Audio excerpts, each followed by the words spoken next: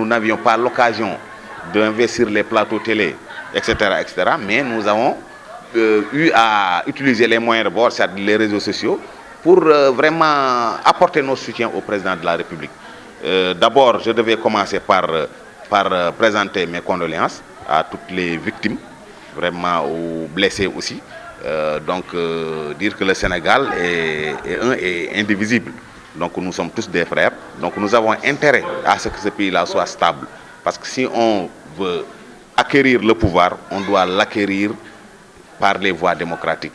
Et ne pas souhaiter que le pays soit à feu et à sang, et voilà, pour accéder au pouvoir. Donc l'ancien président Abdoulaye Wade l'avait dit, je ne veux pas marcher sur des cadavres pour aller au palais.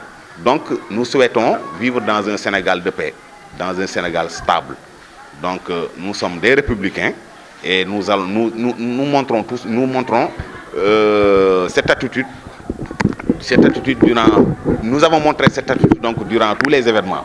Donc c'est pas parce que nous avons peur de montrer notre appartenance à ce parti, mais c'est pour une question de discipline que nous avions vraiment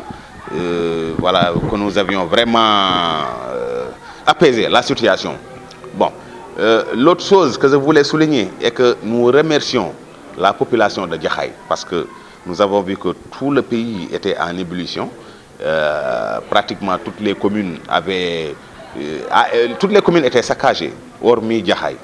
Donc Jaxaay, pas une bouteille n'a été brisée ici, n'a été cassée. Donc nous remercions toute la population de Jaxaay pour leur maturité, mais nous remercions aussi la jeunesse de Jaxaay parce que nous avons vu lors des manifestations que c'était des jeunes qui étaient dans la rue. Et tous les jeunes de Jaxaay étaient restés chez eux. Bon, la majeure partie était devant les édifices publics, la mairie, etc., pour protéger leur patrimoine. Donc nous remercions aussi les forces de police, à l'occurrence le commissaire Ndong et ses hommes. Ils ont vraiment été à la hauteur, ils ont protégé les populations, ils ont protégé leurs biens.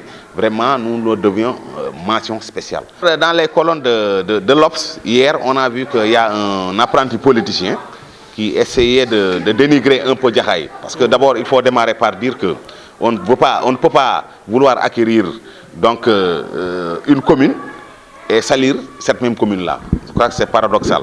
Donc il a parlé de 4000 logements, alors qu'en réalité, il s'agit de 3000 logements, dont 2725 habités. Les autres sont en construction.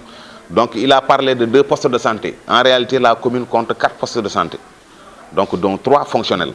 Donc il a parlé aussi de l'école, disant qu'il y a des enfants qui s'assoient à même le sol ou bon, sur des... je ne sais pas encore.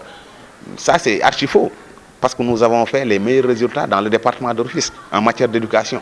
Donc, les IA, les IF peuvent nous témoigner. Ça, c'est des acquis.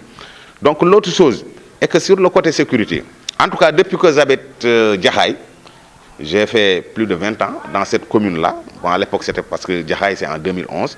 On a enregistré que 2 victimes, 2 meurtres.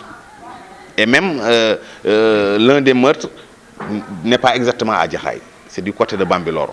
Donc dire que la commune n'a pas de sécurité, ça c'est manquer de respect même aux agents de sécurité qui sont là, alors qu'ils se battent nuit et jour pour préserver notre sécurité. Donc Jaxaay est une zone très sécurisée. Très sécurisée.